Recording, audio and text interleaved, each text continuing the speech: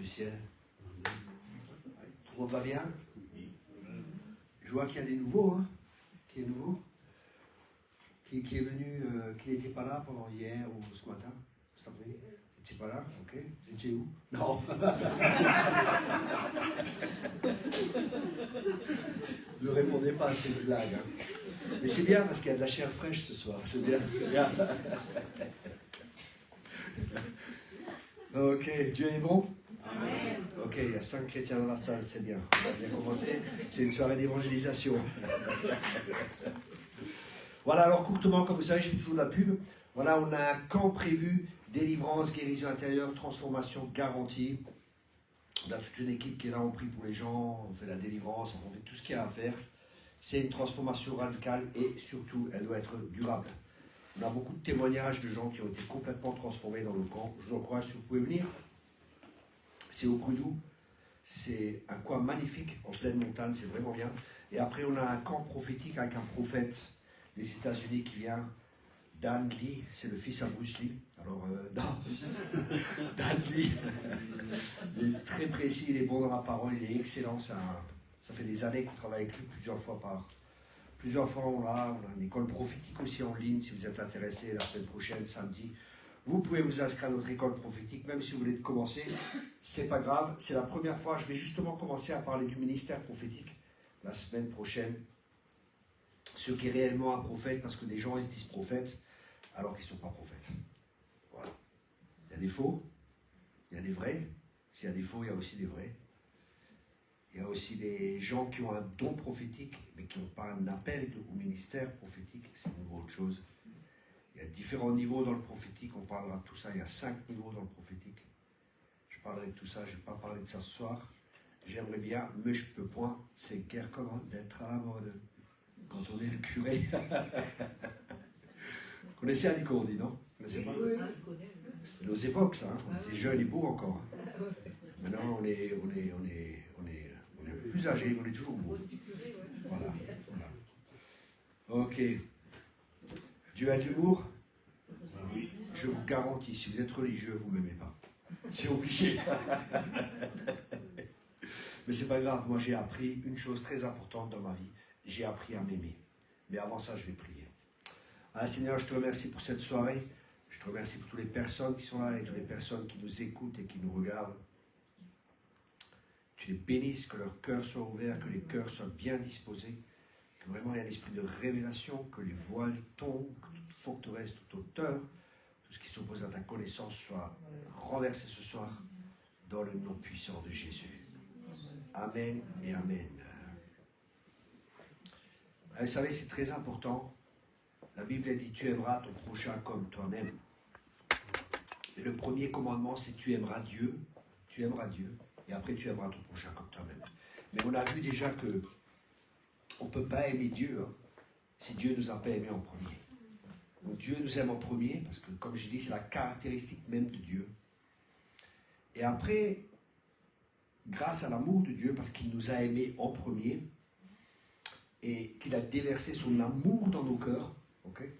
Romains 5, verset 5, son amour a été déversé dans nos cœurs, on peut l'aimer en retour. Okay?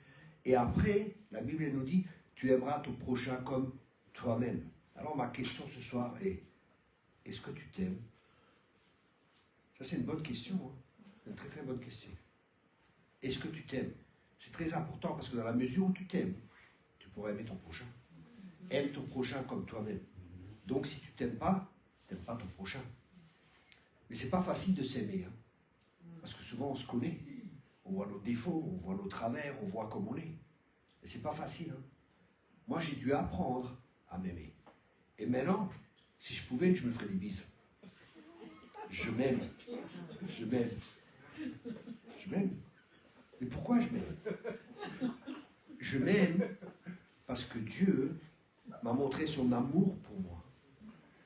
Et il m'a montré que j'étais, qu'il m'a rendu digne. Il m'a montré ma valeur. Ma valeur, la valeur, c'est toujours le prix qu'on paye pour quelque chose. Si j'achète un tableau, pour quelqu'un ici, il n'a peut-être pas de valeur, mais pour moi, il a beaucoup de valeur. Si je donne 1 million, par exemple, pour ce tableau, c'est que pour moi, il vaut 1 million. Non, c'est pas sérieux là, Paul. C'est ok. Ok. Donc pour moi, ce tableau, il a cette valeur. Et quand Dieu nous a vus, ou quand Dieu t'a vu personnellement, il a dit waouh, cette personne elle a de la valeur. Et quelle valeur est-ce qu'elle a? La Bible dit que nous avons été rachetés par le sang précieux. On a été rachetés pas par le sang juste, le sang précieux du Fils de Dieu. Waouh! Ça veut dire que le prix que nous avons aux yeux de Dieu, ils ont du prix aux yeux de Dieu, dit la parole de Dieu. Et on a été rachetés à ce prix. Ça signifie la valeur que tu as. Parce qu'elle est déterminée par le prix qui a été payé. Alors quand tu dis que tu n'as pas de valeur, en fin de compte, tu fais une injure à Dieu. Je ne vaux rien, je suis ça. Tout ça, c'est de la religiosité, ça n'a rien à voir avec l'évangile. L'évangile, c'est une bonne nouvelle. Amen. Mais des fois, on croit qu'en se diminuant, on sera plus spirituel. Okay? Et ça, c'est le problème de l'homme. C'est qu'il essaie de se changer lui-même. Mais la Bible a dit, le léopard peut-il ôter ses taches? Tu ne peux pas te changer toi-même. Arrête d'essayer de te changer, parce que tu vas te fatiguer. J'ai essayé aussi, pendant les années. Je n'ai pas réussi. Je suis devenu un gros religieux. C'est tout. Si tu essaies de te changer toi-même, ça ne marche pas. Mais pour ça, que le changement puisse se faire, il faut apprendre à se laisser faire. Il faut s'abandonner à Dieu. Mais pour s'abandonner à quelqu'un, il faut d'abord lui faire confiance. Et quand tu apprends et que tu découvres l'amour de Dieu pour toi, c'est facile de t'abandonner. Et plus tu le connais, plus tu t'abandonnes. Plus tu le connais, plus tu as confiance. Et tu sais que tout ce que Dieu fait, ça c'est très important, c'est un fondement. Tu sais que tout ce que Dieu fait dans ta vie, même si tu ne le comprends pas, la motivation de Dieu, c'est toujours l'amour. Parce que Dieu est amour. Même quand tu ne comprends pas les circonstances ou ce qui se passe ou ce que Dieu est en train de faire, bien souvent, des années après, on se dit waouh, maintenant j'ai compris ce que Dieu a fait. J'ai compris pourquoi je suis passé par là. J'ai compris pourquoi j'avais un tel passé. J'ai compris ce que Dieu m'a appris à travers les épreuves. J'ai pu faire mes preuves. J'ai compris qu'à travers tout cela, Dieu avait un plan. Imaginez-vous Joseph, vendu à ses frères, vendu par ses frères. Tu seras vendu par tes frères. Laissé pour seul, tu seras laissé seul. Tout était prévu. Parce que Dieu veut former quelque chose en nous. Dieu veut former le caractère de Christ en nous. Les gens regardent plus à l'extérieur, ils regardent aux signes, aux miracles, aux Giliabo, Zubuli Abada, Gina Lolo Brigida, Kawasaki Yama, Suzuki Honda. Les gens regardent plus à ces choses-là, aux choses extérieures, mais Dieu regarde au cœur. Dieu est plus intéressé à notre transformation qu'à autre chose dans notre vie. Le but de Dieu, c'est l'image de Christ en nous. Mais nous sommes là, dans ce monde, où on dit quand tu fais, tu es. Mais pour Dieu, parce que tu es, tu vas faire. Parce que tu es, tu vas produire. Là, on est passé, en venant avec Monique et Paul, et on a vu, il y avait un pommier qui était là. Et je le voyais, le pommier, je l'ai bien observé. Il était là, j'ai produit des pommes. Il s'est forcé de produire des pommes, il poussait toutes les forces. Je veux produire des pommes. Vous avez déjà vu ça, vous? Non. Pourquoi? Parce qu'un pommier, il produit naturellement des pommes. Et la Bible a dit, on reconnaît l'arbre? Oui. Merci beaucoup.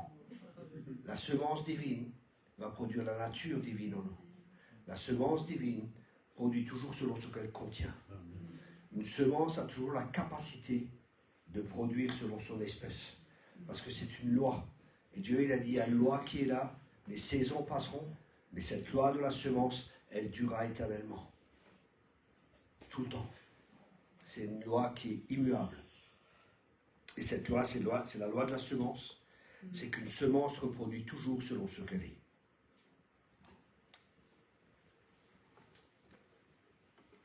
Et nous avons été créés par une semence incorruptible. Et la Bible, elle dit que c'est la parole de Dieu. La capacité de croire quelqu'un est toujours liée à notre capacité d'avoir confiance ou non en cette personne. Est-ce que tu fais confiance à Dieu, même quand tu ne le comprends pas, même quand tu ne comprends pas les situations? Ça, c'est l'abandon. fois, on doit aussi apprendre à discerner. Est-ce que c'est Dieu ou est-ce que c'est l'ennemi des fois? Et l'ennemi, la Bible nous dit, résister. Mais le seul moyen de pouvoir résister, écoutez bien cela, le seul moyen de pouvoir résister au diable, c'est d'abord d'être soumis à Dieu. On ne peut pas résister au diable par nos propres forces, par nos propres capacités. C'est pour ça que la Bible elle dit, soumettez-vous à Dieu et résistez au diable. Je vois des gens qui font du combat spirituel, en fin de compte, c'est juste du vent. Il n'y a rien. Il n'y a pas de changement qui s'opère, il n'y a rien. Mais nous sommes spirituels, nous faisons du combat spirituel. Non, faites ce que Dieu vous dit. Et quand on fait ce que Dieu nous dit, il y a du fruit, il y a du résultat. Parce qu'il nous a établis, afin qu'on aille et qu'on porte du fruit, et du fruit qui demeure, pas juste un fruit qui est passager. Mais Dieu veut qu'on porte du fruit, et ce fruit doit demeurer. Et il y a deux sortes de fruits. Le fruit du Saint-Esprit, c'est-à-dire qui en nous produit le fruit de l'Esprit, qui est l'amour, et les différentes composantes de l'amour, la compassion, la patience, la longanimité, et ainsi de suite, la douceur, ça c'est les fruits de l'Esprit, ça c'est ce que Dieu fait en nous. Et après il y a les œuvres qui sont là, ça c'est ce que Dieu fait au travers de nous. Okay? Il y a l'œuvre de Dieu en nous, et l'œuvre de Dieu au travers de nous, pour que personne ne puisse se glorifier. Si je fais ce que je fais, c'est par la grâce de Dieu, disait l'apôtre Paul. C'est pas moi, c'est Christ en moi, c'est Christ qui vit en moi. Dans Genèse 1,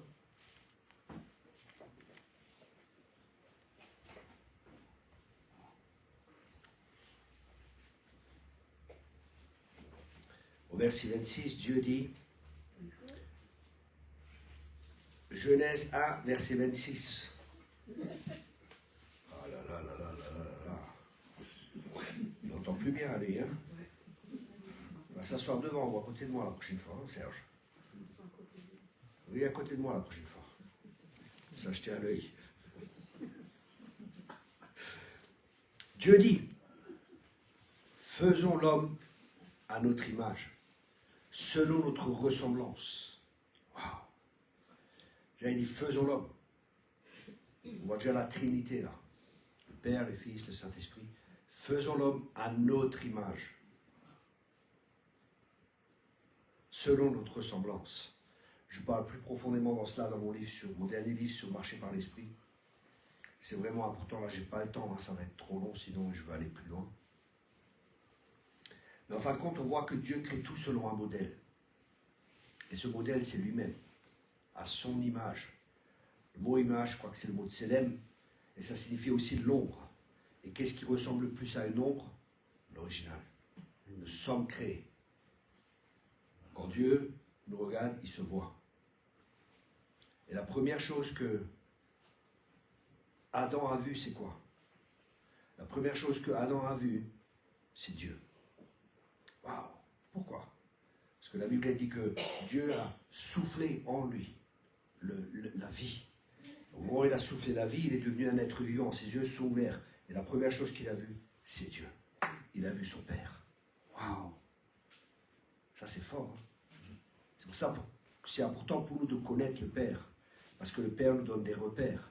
Le Père nous donne la sécurité. Le Père donne l'identité. C'est toujours les pères qui donnent l'identité. Ça, c'est très important. Et je vois souvent, il y a des besoins dans l'Église, c'est terrible à cause du manque de pères. Je vois des gens qui manquent d'insécurité, des gens qui cherchent des sécurités partout, dans des ministères, dans des finances, dans différents domaines. Et tout cela devient une idole, parce que c'est le Père qu'il faut chercher. Montre-nous le Père, et cela nous suffit. Waouh! Philippe avait une révélation. La révélation, c'est que voir le Père était suffisant, mais il lui manquait une révélation. Et la révélation qui lui manquait, c'est que Jésus était l'image parfaite du Père. Jésus a dit, celui qui m'a vu, a vu le Père. Et Jésus est le premier-né de la nouvelle création. Donc si nous voulons comprendre qui nous sommes en tant que nouvelle création, il est important pour nous que nous observons Jésus. Parce que tel il est, tel nous sommes. Que nous observons comme il est, que nous observons comme il agit avec les autres. Parce qu'il fait uniquement ce qu'il doit faire le Père. Et nous sommes appelés à être à l'image. C'est pour ça que Jésus, quand il est venu, l'image qui a été détruite par Satan, qui a menti, qui a semé une mauvaise semence. Et une mauvaise semence produit une mauvaise récolte.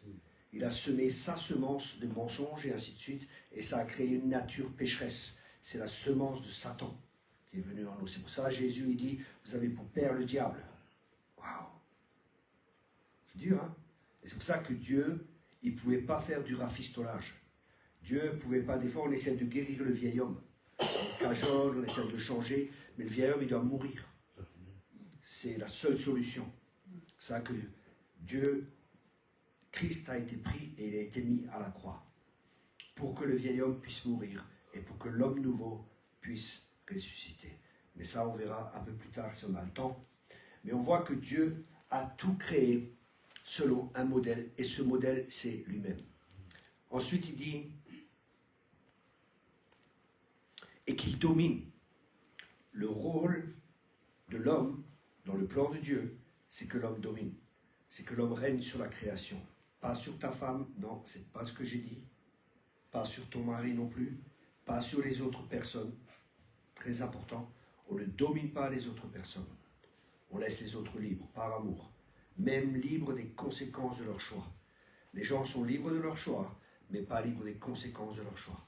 Alors ne manipulez pas, ne contrôlez pas de n'importe quelle manière.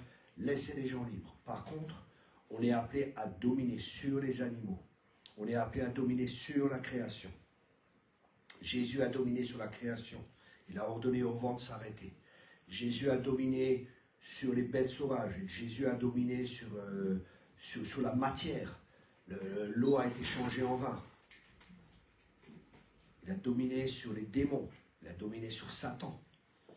Et ça, c'est notre rôle. Ne pas dominer sur les gens. Dieu est amour. Il ne domine pas sur les gens. Il nous a créés libres. L'amour laisse libre. Ça va?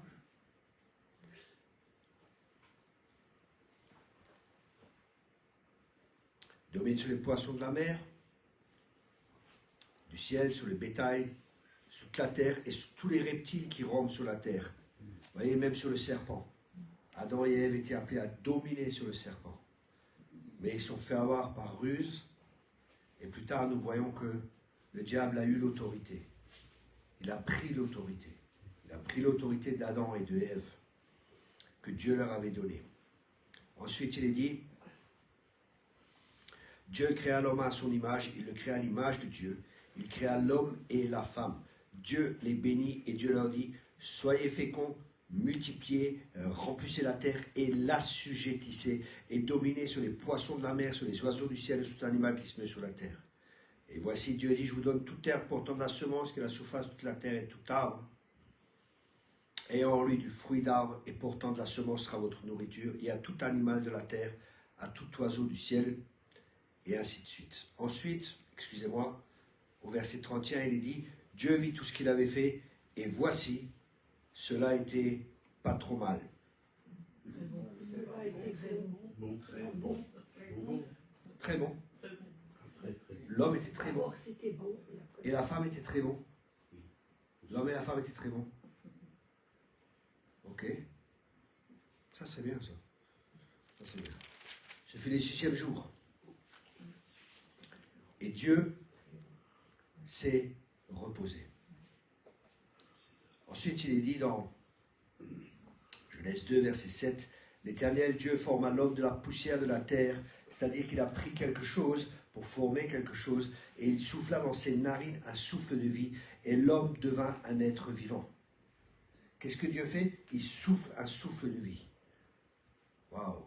Ça veut dire qu'il prend une partie de lui-même et il la met dans l'homme. On est d'accord? Le souffle, c'est Ruach, qui met son esprit dans l'homme. Ensuite, Dieu a planté un arbre, vous connaissez l'histoire, hein? Et l'homme a péché. Et à un moment, il dit, il n'est pas bon que l'homme soit seul, je lui ferai une aide semblable. Écoutez bien. L'homme a été créé à l'image de Dieu. S'il n'est pas bon pour l'homme d'être seul, on peut tirer la conclusion, ou on peut faire la déduction qu'il n'est pas bon pour Dieu d'être seul. J'en ai parlé cet après-midi. Pourquoi? Parce que Dieu est amour et que l'amour se partage. Imaginez, vous avez beaucoup d'amour, qu'est-ce que vous allez faire avec? Vous n'avez personne à qui le partager. Vous allez vous aimer vous-même, c'est déjà bien, mais vous allez faire. C'est exactement ce qui s'est passé avec Dieu. Ensuite, il dit que Dieu prit l'homme et le plaça dans le jardin d'Éden pour le cultiver et pour le garder. Donc l'homme avait une responsabilité de cultiver et de garder, de protéger cette sphère que Dieu lui avait donnée, et c'est le jardin d'Éden. Jardin d'Éden, Éden signifie jardin de délices. Donc Dieu avait tout prévu, quelque chose de magnifique, le meilleur pour l'homme, parce que Dieu est bon. Il est important que nous ayons une bonne image de Dieu. Ok? Et là, il continue. L'Éternel Dieu donna ordre à l'homme, tu pourras manger de tous les arbres du jardin, mais tu ne mangeras pas de l'arbre la connaissance du bien et du mal. Le jour où tu en mangeras, tu mourras. Dieu ici dit à Adam et à Ève, il dit, vous ne mangez pas de cet arbre, le jour où vous allez en manger, voilà les conséquences. Et ça, c'est la différence entre le diable et Dieu. Dieu nous met en garde, il nous dit, si tu fais ça, il y a des conséquences. Le diable, il nous dit, non, non, vas-y, fais. Il ne parle jamais des conséquences. Il nous montre un plaisir qui est peut-être éphémère. Parce qu'il y a du plaisir dans le péché. Non? Vous péchez comme ça parce que... Il y a un certain plaisir dans le péché quand même, non? Non? Mais ça te détruit. Ça nous détruit. Ok? Et le diable, il essaie de faire, oh, mais c'est bien, vas-y, et ainsi de suite. Ensuite, il est dit, l'Éternel Dieu forma de la terre tous les animaux des champs et tous les animaux du ciel, et les fait venir vers l'homme pour voir comment il les appellerait, et afin que tout être vivant portât le nom que lui donnerait l'homme. Waouh! Ça, certains théologiens disent que ici nous voyons l'autorité que Dieu a donnée à l'homme. Ils disent que Dieu a pris des animaux, comme ça il les a fait, et quand l'homme a parlé éléphant, waouh, ça c'est devenu... Oui, c'est devenu éléphant. Dieu a créé avec sa parole, et l'homme il crée aussi avec sa parole. Et Dieu il a donné de l'autorité à l'homme. C'est très intéressant parce que donner un nom dans la pensée juive, c'est toujours avoir autorité, sûr, et c'est former aussi. C'est pour ça que le père, il donne le nom à l'enfant. En donnant le nom Jacob, tordu et ainsi de suite, parce qu'ils observent comment il est, son comportement ici et ça. Et le nom est toujours lié à l'identité.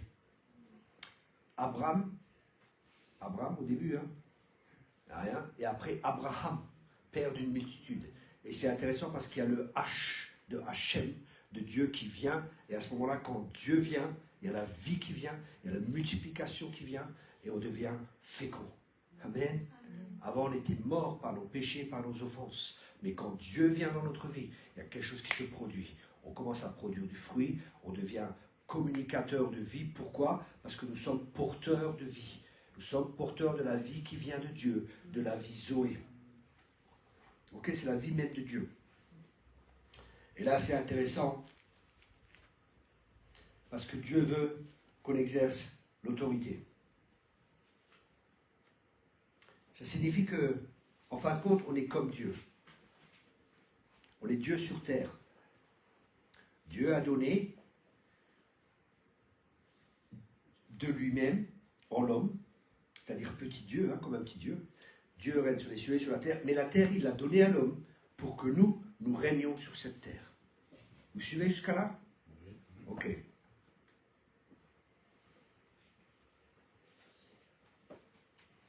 Après, il le place dans le jardin pour le cultiver, le faire fructifier, le garder des intrus, le protéger. L'homme était Dieu sur terre. Ce dernier Dieu avait donné à Adam et à Ève l'ordre de gérer la terre. Comme Dieu gère toute la création, voulait que ces créatures qui étaient créées à son image gèrent la terre et utilisent les capacités que Dieu avait données en eux. Et Dieu voulait qu'ils grandissent dans ce domaine. Ok? Ça va donner un peu, et après tout devait, je pense, s'élargir. Mais c'est intéressant, venez dans Jacques 3.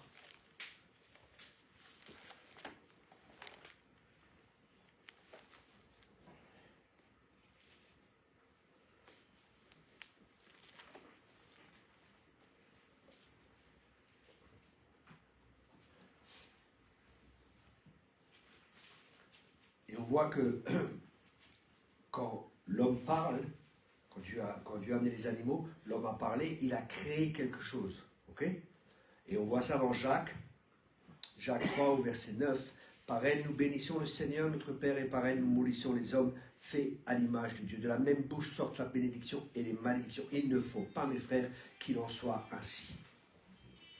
Dieu a tout créé avec sa parole. Vous êtes d'accord avec moi? Et comme nous sommes créés à l'image de Dieu, qu'est-ce que ça signifie?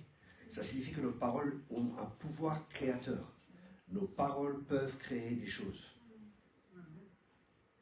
Alors j'aimerais te poser une question. Comment est ta vie? Si tu n'es pas content de ta vie actuelle, de la récolte que tu as dans ta vie, peut-être qu'il faut changer les semences. Et les semences peuvent être les actes que nous avons posés. Les semences peuvent être les paroles que nous avons posées. Ah, à chaque fois qu'il y a la grippe, je suis malade. Paf, et t'attrape. Ah, je suis pas beau. Personne ne m'aime. Je suis ceci, je suis cela. Je parle pas de moi, hein. Je parle de quelqu'un qui dit ça. Hein. Ok? Et ouais, les gens proclament des paroles négatives. Et la Bible dit, si tu es lié par les paroles de ta bouche, délie-toi. Tu peux te lier toi-même par les paroles de ta bouche. Parce que Dieu nous a donné autorité. Mais l'autorité, que faisons-nous de l'autorité que Dieu nous a donnée? Parce que nous dirigeons notre vie par la parole. La parole de Dieu, elle dit que, elle compare souvent, hein, le cheval est dirigé par le mort, et le bateau il est dirigé par le gouvernail. Ça, c'est des révélations que Dieu m'a données. Vous ne trouvez pas ça ailleurs, dans un livre, hein, je ne pense pas. Je n'ai jamais rien vu. Dieu nous dirige comme un gouvernail dirige le bateau, comme le mort dirige le cheval. Nous dirigeons notre vie et la direction de notre vie à travers notre langue. Qu'est-ce que nous disons? Qu'est-ce que nous proclamons? Qu'est-ce que nous croyons dans notre cœur d'abord? Et proclamons par après. Des fois, je me disais, non, mais ça, c'est... La première fois que j'ai entendu ce message, derrière, j'ai un message, hein, j'ai 5 messages sur la puissance de nos paroles. Je vous encourage vraiment à le prendre, ça va affecter votre vie de manière positive. Parce que la vie et la mort sont le pouvoir de la langue. Et je me rappelle, la première fois que j'avais entendu prêcher ça, sur la parole, la puissance de la parole, je me dis, non, mais ils sont malades, ces gens-là. Dire que je suis guéri alors que je suis malade, c'est pas normal, ça. Mais j'ai prié. Je dis, Seigneur, je sais qu'il y a quelque chose de vrai, je le ressens dans mon esprit, mais je n'arrive pas à comprendre avec ma tête. Et je parle-moi. Et Dieu m'a dit, regarde tel texte dans la Bible. Et j'ouvre le texte, que le pauvre dit que je suis riche, que le faible dit que je suis fort. Je dis, waouh, c'est trop fort ça. Waouh, la parole de Dieu. Waouh. Et après, j'ai commencé à chercher partout. Dans la langue, ici et ça, j'ai prié, j'ai cherché, et vous avez les CD derrière. Mais c'est tellement important parce qu'on sème des choses avec notre parole, on sème dans le cœur des gens, on sème dans le monde spirituel, on attire ou on repousse des esprits, hein, ou des bons, ou l'esprit de Dieu. Hein. Quand vous êtes entre frères et sœurs et on s'encourage les uns les autres, on parle de bonnes choses, qu'est-ce qui se passe? Il y a une atmosphère qui est là, l'esprit de Dieu est là. Mais quand vous êtes en train de... Quand vous croyez à Jérusalem, au mur des lamentations, alors que vous êtes à Colmar, ça ne va pas. Toujours en train de se lamenter, jamais content, carrément méchant, tout est si difficile, là. Je vais faire du rap, ça continue. Vous êtes là, toujours en train de râler et tout. Qu'est-ce que vous avez comme atmosphère autour de vous? Et vous savez, c'est réel tout ça. Je me rappelle un jour, j'étais avec ma femme et on devait prêcher quelque part. Et on arrive chez le couple de responsables. Je fais, ça va? Ouais, je sonne. Ah, salut, ça va et tout. Et je rentre. Je me dis, oh là là là là. Là, ils viennent de se disputer. Le sourire était là. Sourire évangélique, bien sûr. Le sourire était là. Tout était beau, tout était joli. Mais je sentais une atmosphère qui était là. Et je savais qu'ils s'étaient disputés. Si vous ne me connaissez pas encore, vous allez apprendre à me connaître. Je dis, vous êtes disputés? Comment tu sais ça? Il y a l'atmosphère qui est créée à travers nos paroles. Et nous sommes responsables de créer une bonne atmosphère. Crée une bonne atmosphère autour de toi. Dis des bonnes choses. Dis ce que Dieu dit de toi. Tu vas te fortifier toi-même en Dieu. Tu vas fortifier les autres. Et c'est ce à quoi tu es appelé. Tu es appelé à être un sujet de bénédiction. Amen. Alors que de nos sources sortent de bonnes choses. Moi, je fais très attention à mes paroles. Très attention. Surtout ce que je dis de moi. Qu'est-ce que tu dis de toi? Ah, je suis bête, j'ai tout fait. Non, non, tu n'es pas bête. C'est pas parce que tu as fait une bêtise que tu es bête. Rappelez-vous, le diable veut qu'on s'identifie au péché. Dieu veut qu'on s'identifie à son Fils. Identifie-toi en Christ. Vois-toi comme Jésus. Il est en toi. Il veut vivre en toi. Il veut vivre au travers de toi. Et il veut que tu portes du fruit pour toute l'éternité. Alléluia. Dans le psaume 8,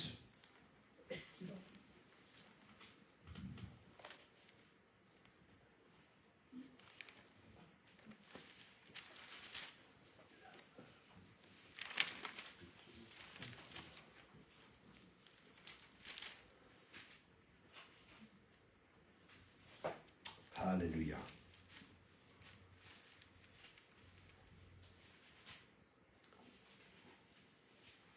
Verset 4. Quand je contemple les cieux, ouvrage de tes mains, les étoiles, la lune et les étoiles que tu as créées.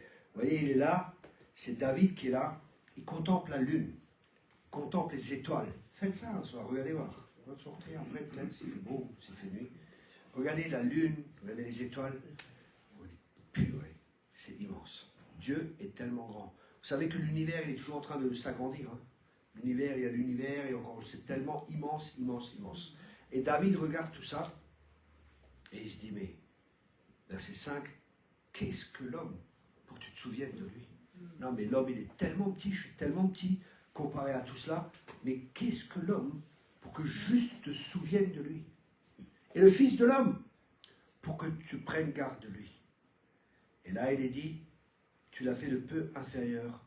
Ici, il est dit aux anges, mais la traduction, elle dit Elohim. Tu l'as fait de peu inférieur à Dieu. Parce qu'aux anges, c'est pas possible, parce qu'on gouvernera sur les anges. Donc c'est faux, ok? La traduction n'est pas juste. Mais les gens, ils ont peur d'écrire, ils avaient peur d'écrire, tu l'as fait de peu inférieur à Dieu, parce qu'ils pensent que ça va être une offense. Mais tu l'as fait de peu inférieur à Dieu, et tu l'as couronné, alléluia, de gloire, de magnificence. Tu lui as donné la domination sur les œuvres de tes mains. Tu as tout mis sous ses pieds, les brebis comme les bœufs et les animaux des champs, les oiseaux du ciel et les poissons de la mer, tout ce qui parcourt le sentier des mers. Éternel notre Seigneur, que ton nom est magnifique sur toute la terre. Voyez, il s'exclame. Quand il voit le plan de Dieu, quand il voit la pensée de Dieu pour l'homme, il s'exclame. Et c'est quelque chose de magnifique.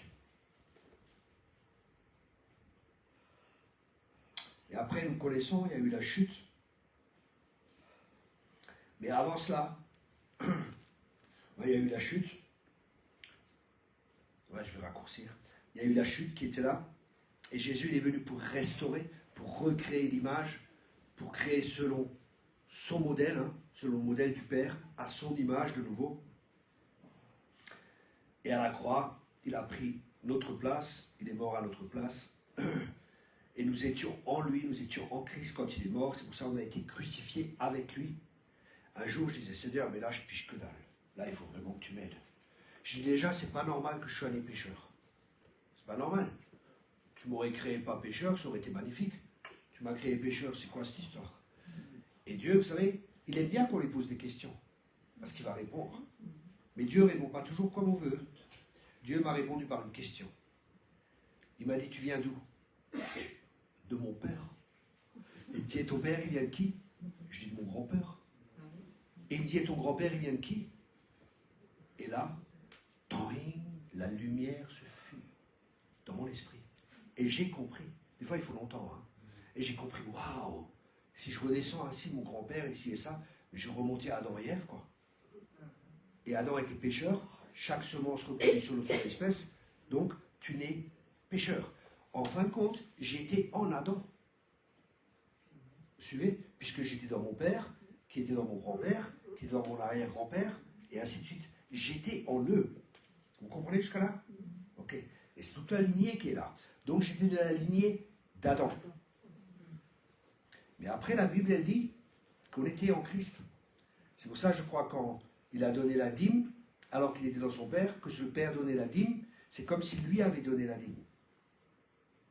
Vous savez, je crois que c'est avec Abraham, hein, quand Abraham donne la dîme, que Isaac était aussi au bénéfice, parce qu'il était en lui. Donc en Christ, j'étais en Christ, comprenez jusque-là? Et quand Christ a été crucifié parce que j'étais en lui, qu'est-ce qui s'est passé avec moi qui était en lui? J'ai été crucifié avec lui. Quand Christ a été enterré, qu'est-ce qui s'est passé? J'ai été enterré avec lui. Et quand Christ est ressuscité, qu'est-ce qui s'est passé? Je suis ressuscité avec lui. Je donne un exemple. Si je prends une enveloppe et je mets un billet de 50 € dedans, quelqu'un a un billet de 50 €? Ou 100? Non? Vous savez pas? Un billet de 200? Non, je vous montre. Hein. Non, je plaisante. Je vous plaisante. Ah, pasteur, il est riche, hein. Prospère.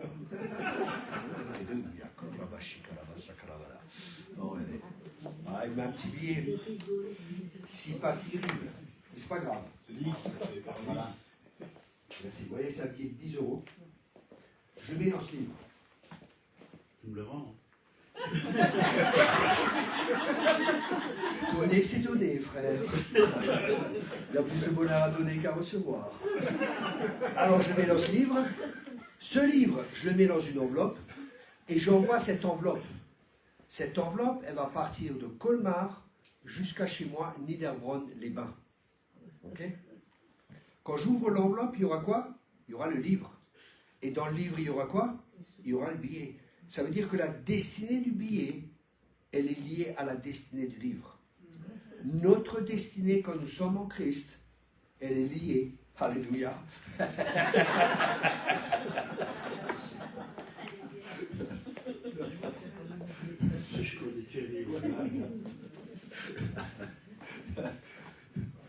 Notre destinée, elle est liée avec qui nous sommes. Et comme nous sommes en Christ, quand il est mort, nous sommes morts avec lui. Et le baptême est une signification de cette mort. Nous sommes enterrés. Le baptême, c'est le mot baptizo. Ce n'est pas 2 gouttes d'eau sous la tête. Vous savez, on effraie les bébés avec ça. C'est pas bien de faire ça. Hein.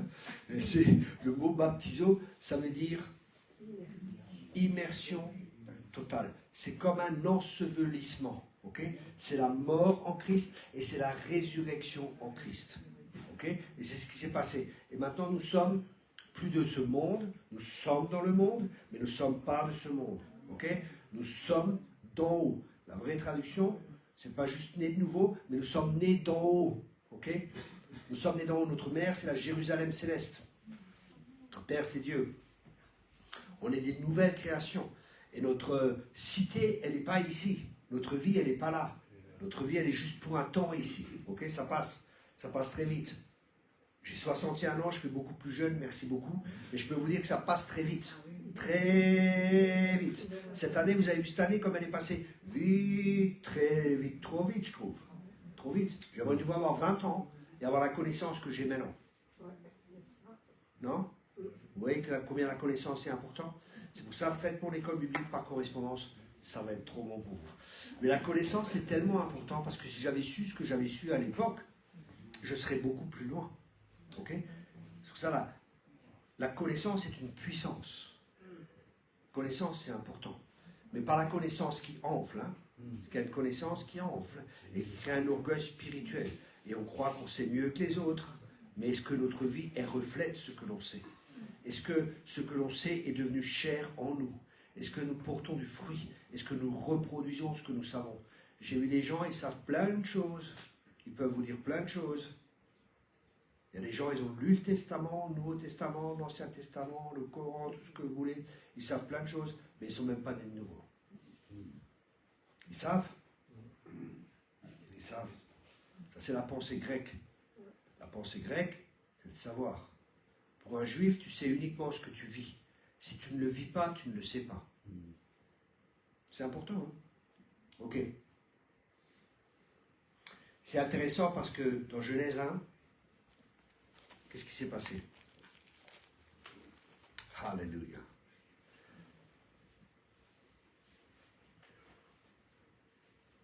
Je vais regarder. Hein.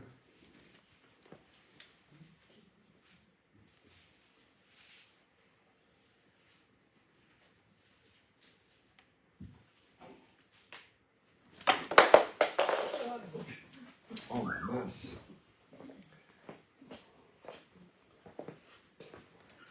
Merci. Excusez-moi, c'est tombé. C'est un aimant. Ouais, c'est un aimant. Il y en a qui aiment, il y en a qui n'aiment pas. Il y en a, ils sont aimants. Comme moi, je suis aimant. Voilà, après il dit, je suis en train de chercher, hein. Dans la création. Alléluia.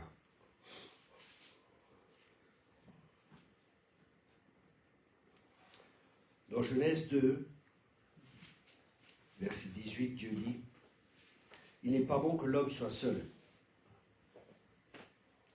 Je lui ferai une aide semblable à lui. Écoutez bien. On a vu qu'il n'est pas bon pour Dieu d'être seul, hein. Donc il fait une aide semblable à lui. Ok, une aide. L'Éternel Dieu forma de la terre et ainsi de suite.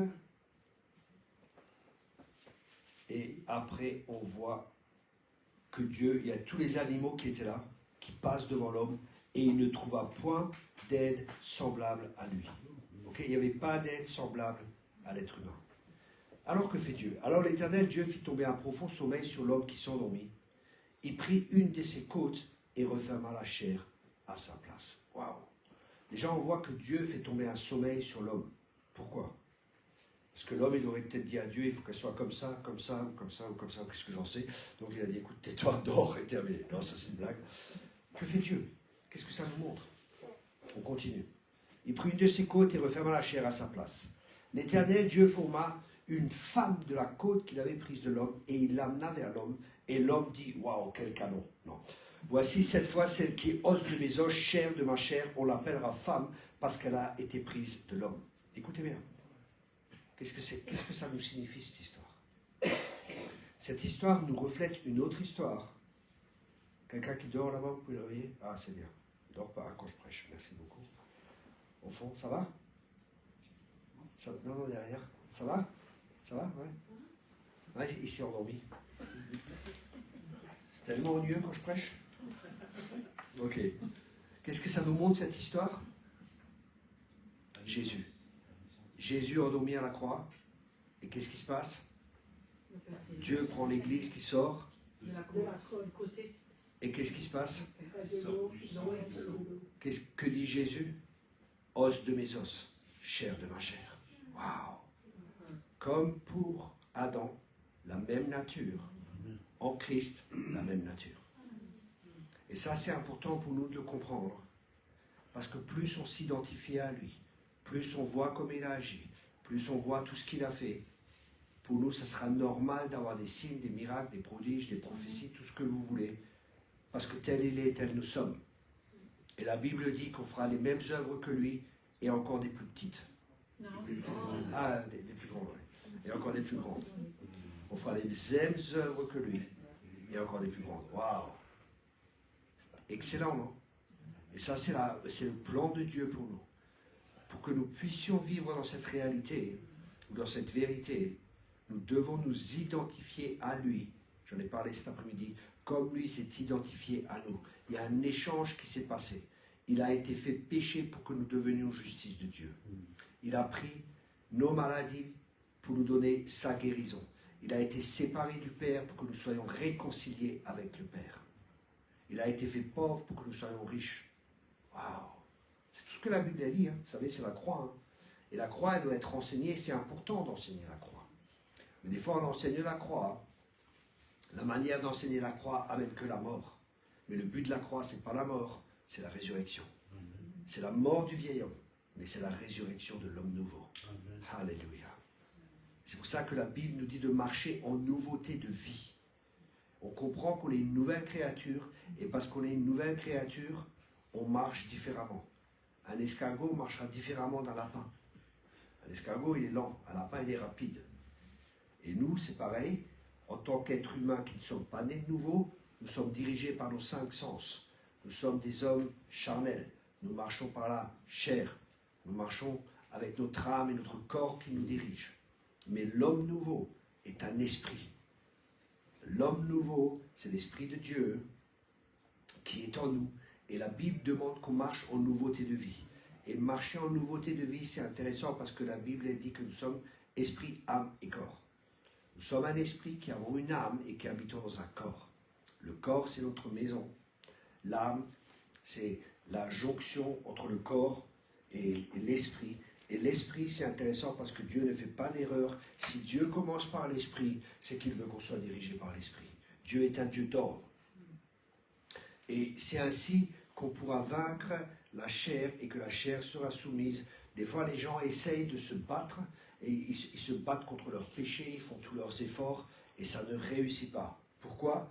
Parce que ça se fait par la foi. La foi, c'est quoi? C'est croire la vérité. Et la vérité, c'est quoi? Tu as été crucifié, tu es mort. La tentation vient, tu dis, je suis mort, ça n'a rien à voir avec moi. Moi, je ne vis plus, c'est Christ qui vit en moi. Christ ne ferait pas ci, Christ ne ferait pas ça. Tu ne vas pas résister, tu ne vas pas, tu vas pas combattre contre ces choses, tu vas simplement te positionner. Tu te positionnes. Notre combat, notre vrai, vous savez, il y a beaucoup de choses qui sont du combat spirituel, et je vous dis sincèrement, c'est du jazz. Ça n'a rien à voir avec la parole de Dieu. La plus grosse partie du combat spirituel, c'est les 5 premiers chapitres de Éphésiens. Et si on n'a pas réussi les 5 chapitres, si on n'est pas établi dans les 5 premiers chapitres de Éphésiens, on ne peut pas rentrer dans le chapitre 6. Et les premiers chapitres de Éphésiens, c'est que nous sommes en Christ, qu'on ait des révélations, qu'on comprenne qui on est. Et après, notre combat, c'est de demeurer en lui. C'est de demeurer, c'est de savoir qui on est et de demeurer. Et le diable veut tout faire pour qu'on sorte de Christ, qu'on sorte de notre esprit, qu'on soit influencé par notre âme, qu'on soit influencé par toutes ces choses. Dieu, vous savez, les gens, ils cherchent Dieu. Dieu, je te cherche, je te cherche. Dieu est en toi, cherche en toi. En toi, il y a toutes les richesses. En toi, il y a Christ. En toi, il y a toute sagesse. En toi, il y a la justice de Dieu. Il y a tout ce dont nous avons besoin pour vivre une vie pieuse, c'est en nous. Alors apprenons à chercher en nous. Arrêtons de chercher à l'extérieur. Cherchons en nous. Christ a été fait sagesse, Christ a été fait justification, Christ a été fait rédemption. Il y a tout qui est là en nous. Et c'est à nous d'apprendre à chercher en nous, à l'intérieur de nous, les réponses. Vous savez, des fois, je suis assis à côté de gens, Dieu commence à me parler, mais il ne me parle pas d'une voix audible. Ça m'est arrivé 2 ou 3 fois où Dieu m'a parlé d'une voix audible. Mais c'est rare. La plupart du temps, il parle dans notre esprit. L'Esprit de Dieu communique à notre esprit. Dieu me parle, bam, bam, bam, bam, des choses que je ne sais pas, des choses cachées, des mystères sur les gens, ou des mystères sur les situations. Dieu me parle, je parle à plusieurs personnes, et je lis les paroles tranquillement, comme ça, un à un. Et j'ai prophétisé aussi, mais d'où je sais ça? D'où c'est que je sais ces choses? Ah, parce que toi, tu es spécial, Thierry. Toi, Thierry, c'est... Tu sais qui a dit non? Non, je suis comme vous. Pareil. Juste, il y a une différence. C'est qu'il y en a qui croient et il y en a qui ne croient pas. Voici les signes qui accompagneront ceux qui ne croiront pas. Non, pardon. Voici les signes qui accompagneront ceux qui croiront. Si tu crois, tu verras la gloire de Dieu. Vous voyez de nouveau la connexion. Cet après-midi, je crois, ou ce matin, j'avais prié. J'ai dit à Paul, là, j'ai une parole. Je ne voulais pas partager. Mais bon, je vous aime bien, je vais vous la partager. Et c'est intéressant, je voyais un pont comme celui-là. Vous voyez le pont là? Ah, le pont, il est comme ça. Il est comme ça. Hein. Comme ça. Et je vois ça dans mon esprit. Je priais pour la réunion de ce matin, je crois, ou c'était cet après-midi? Non, cet après-midi. C'était cet après-midi? Ok. Alors je priais pour la réunion de cet après-midi, je dis Seigneur, parle-moi, c'est quoi le message, et ça. Et c'est intéressant parce qu'à un moment, je vois ce pont. Et je dis Seigneur, qu'est-ce que ça signifie ce pont? Je pense que l'Esprit de Dieu m'a dit, c'est par la foi qu'on entre dans le monde de l'Esprit, on rentre dans le monde de l'Esprit, on monte, et puis après, c'est toujours par la foi qu'on rentre dans les profondeurs. Vous voyez, le pont, il monte, ascendant et descendant. Vous voyez, et après, il monte et après il descend. On monte dans les choses de l'Esprit et après on va dans les profondeurs des choses de l'Esprit. Et c'est toujours par l'Esprit et c'est toujours par la foi. Parce qu'une vague appelle une vague, une profondeur appelle une profondeur. Vous savez, plus on sait sur Dieu, plus on se rend compte qu'on ne sait rien. C'est pour ça que les gens qui croient qu'ils savent, en fin de compte, ils ne savent rien. Parce que plus tu sais, et pourtant j'enseigne dans beaucoup d'écoles bibliques à travers le monde, hein, et je peux vous dire que je ne sais pas grand-chose. J'apprends toujours encore des choses. Mais pour nous, c'est important de comprendre que tout ce que Dieu a fait, écoutez bien, tout ce que Dieu a fait est toujours en rapport avec le Fils. C'est intéressant parce que, je crois, les premiers mots et les derniers mots, ou les premières lettres et les dernières lettres de la Genèse, la première lettre, et la dernière lettre de l'Apocalypse, quand on les met ensemble, vous savez ce que ça fait en hébreu? Ça fait fils. Waouh! Parce que tout est en rapport avec le Fils. Tout ce que Dieu a créé est toujours en rapport avec le Fils. C'est pour ça l'apôtre Paul disait, c'est Christ que je prêche, c'est Christ que nous prêchons. Et aujourd'hui on prêche plein de choses, des fois on prêche des choses sur Christ, mais on prêche plus Christ. Même le prophétique, c'est l'esprit de Jésus, l'esprit de prophétie. Et des fois on prophétise, j'entends des prophéties, je me dis non mais il n'y a rien à voir avec Jésus là. Ce n'est pas des choses concernant Jésus, c'est Jésus, c'est l'esprit de prophétie. C'est pour ça qu'on doit vraiment rééquilibrer le prophétique. Parce que tout est fixé sur Jésus. Amen. Il faut qu'il grandisse. C'est Christ que nous prêchons. C'est Christ qui doit être vu. Ce n'est pas le prophète, c'est Christ le prophète, c'est Jésus le prophète qui doit être vu dans la personne. C'est l'apôtre, Jésus l'apôtre. Tout est toujours sur Christ. Il viendra, il prendra de ce qui est à moi et vous le fera connaître. Ça, c'est la prophétie. Ça, c'est des messages qui sont inspirés de Dieu. On parle de Jésus. C'est Jésus qui doit être élevé. Et quand il sera élevé, il attirera tous les hommes à moi. Amen. Et c'est ce Jésus qui vit en nous. Et c'est Jésus qui vit non seulement en nous, qui veut vivre en nous, mais qui veut se manifester au travers de nous. Parce que tel il est, tel nous sommes dans ce monde. Nous sommes son corps, il est la tête. Amen. Et c'est la tête qui doit diriger le corps. Si nous permettons à la tête de diriger le corps, waouh, sa réputation allait en grandissant. Notre réputation, elle devrait aller, la réputation de l'Église devrait aller être en grandissant. Les portes de l'enfer ne prévaudront pas contre elle. Et des fois, on s'imagine, on est là, oh, les portes de l'enfer nous attaquent, et c'est ça. Non, non, c'est nous qui allons de l'avant, c'est l'Église qui avance, c'est l'Église qui est victorieuse, c'est l'Église qui va de l'avant, et les portes de l'enfer ne prévaudront pas contre elle. Alléluia. Parce que l'Église, la fin des temps, c'est une Église victorieuse. C'est une Église qui va de l'avant, c'est une Église qui va manifester Christ. Et manifester Christ, c'est le rendre visible. Mais pour que nous puissions manifester Christ, il faut savoir que Christ est en nous. Il faut savoir qui nous sommes en Christ. Les nouvelles créatures, les choses anciennes sont passées. On doit apprendre à marcher en nouveauté de vie. Plus marcher comme le monde marche. Oh, je me sens bien. Oh, je me sens pas bien. Oh, je sens l'onction, frère. Dieu est là. Et quand tu ne sens pas l'onction, Dieu n'est pas là. Qu'est-ce qui te dirige? Qu'est-ce qui dirige ta vie? Les sensations, les émotions ou la parole de Dieu? Je ne te délaisserai pas, je ne t'abandonnerai pas, je serai avec toi jusqu'à la fin des temps. Tu marches par la foi. Des fois, je prêche, mes émotions, elles ne sont pas là. Et les gens, après, il n'y a rien du tout, je ne sens rien. Et les gens me disent, Thierry, il y avait une onction trop forte. Je dis, ah bon? J'ai rien senti. Je vous dis franchement, j'ai rien senti, rien, de rien, de rien. Un jour, je prêche dans une église, je dis, oh purée, qu'est-ce que j'étais à côté de la plaque? Et je vois le pasteur, je dis, ça va? Et il me dit, aujourd'hui, c'était pas toi, c'était vraiment Jésus. Je dis, bon, il se moque de moi. Je dis, plaisante ou quoi? Il me dit, non, Thierry, je t'ai jamais vu comme ça. C'était pas toi. Je sentais rien. J'étais pas bien, je vous promets, mais j'ai ouvert ma bouche, il l'a remplie. C'est par la foi que nous marchons. Apprenons à ne plus être dirigés par nos émotions, par nos 5 sens. Apprenons à être dirigés et à marcher par l'Esprit. Parce que tous ceux qui sont fils de Dieu, et nous sommes fils de Dieu, nous sommes dirigés par l'Esprit de Dieu. Être dirigé, ça signifie être sous le contrôle du Saint-Esprit. C'est le Saint-Esprit qui nous dirige, c'est le Saint-Esprit qui nous contrôle. Jésus, contrôlé par l'Esprit de Dieu, a été amené dans le désert. Waouh! On ne veut pas trop ça, hein?